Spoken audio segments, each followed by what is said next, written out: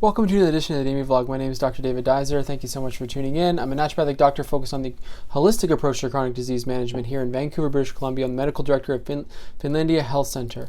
On this show, we talk about all things holistic health and wellness related. If you're interested in integrative medicine, functional medicine, please subscribe for more videos like this one. I want to thank you for tuning in, and we want to keep pumping out videos that provide value for you so that you can move forward in life in an optimal healthy way. So thanks for watching. Today on the show, we're talking about my approach to helping people recover from high cholesterol, and really quantifying the risk of their high cholesterol.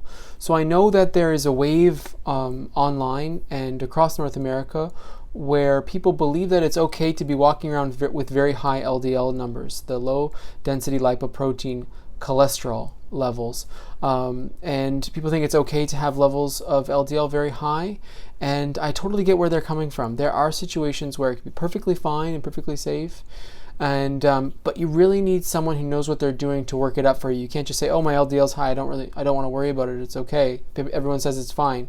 I think that is the wrong approach.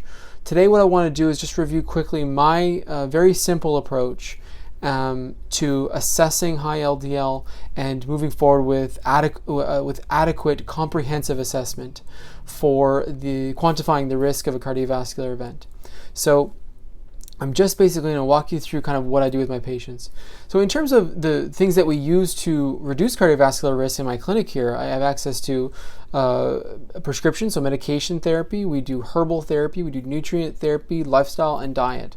And we see significant benefits for the reduction of all the markers we'll speak about today, and for the improvement in cardiovascular health overall. So I want to mention that because the holistic approach is really important. I just don't think statins are the answer.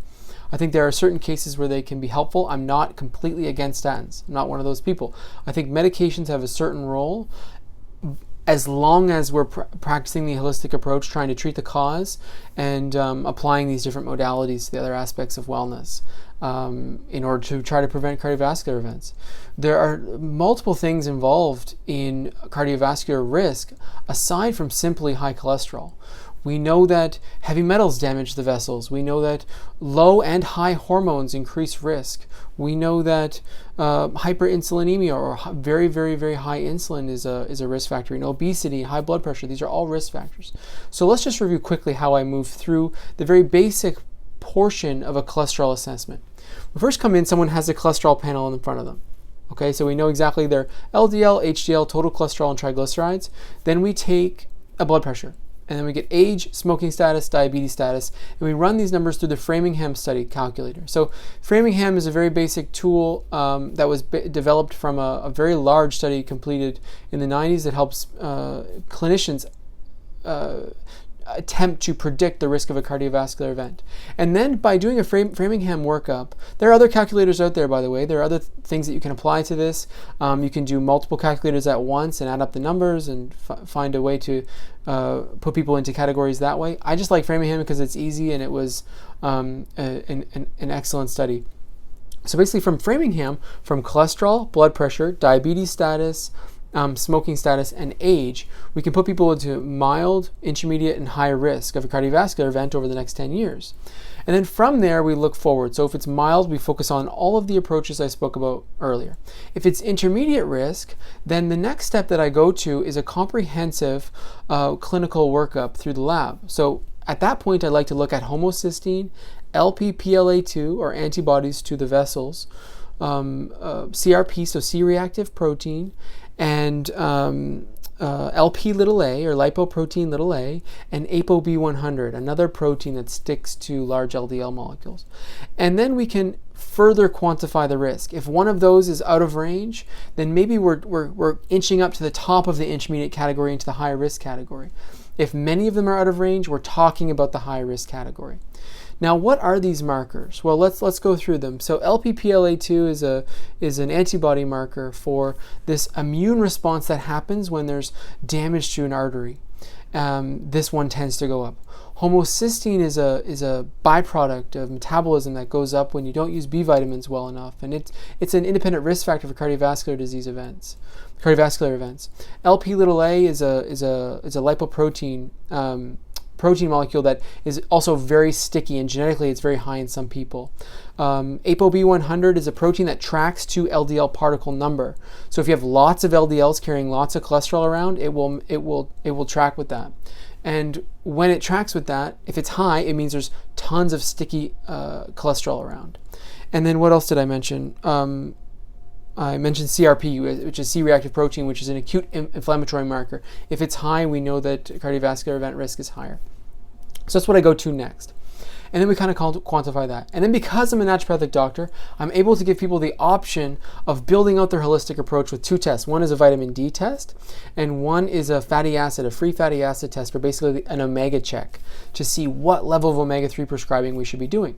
And once we have all this information, we can say, okay, you're still in the intermediate category, or maybe you're closer to the mild risk category, or maybe you're in the high risk category. And then we can treat from there. High risk category, I'm aggressively suppressing cholesterol. Sorry. I think it's appropriate to bring it down when in the high risk category. Intermediate risk, I like to use the naturopathic approach first. I like to use nutrients and herbal therapy to try to suppress cholesterol. If it's in the mild risk, I like to do the lifestyle intervention only, exercise, diet, therapy, these type of things, and see if we can bring it down, bring the risk down even further if possible. That's kind of my approach. Taking conventional, moving into this advanced conventional type of assessment, and then finally going to naturopathic type of laboratory work. I would include oxidized LDL in there. Now I'm dabbling into the markers for the ability for the vessels to dilate and constrict.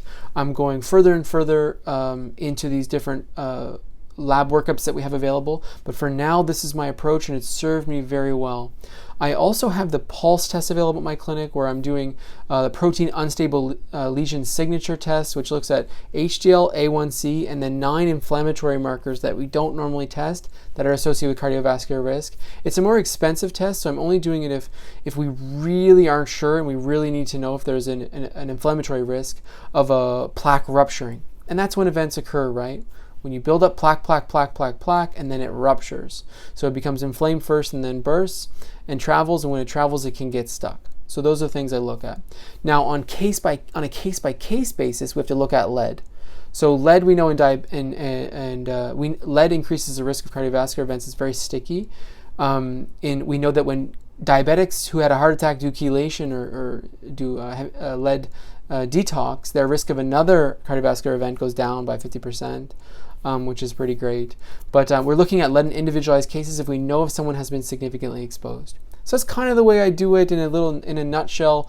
I hope that if you're worried about your LDL, you try to take this path with either a naturopath or your primary care provider and quantify your risk appropriately. Get to know what you can do to bring yourself into that mild or very low risk category. Thank you so much for watching. If you like holistic health and wellness videos, please subscribe to my channel. I'll do more like this one. Talk soon.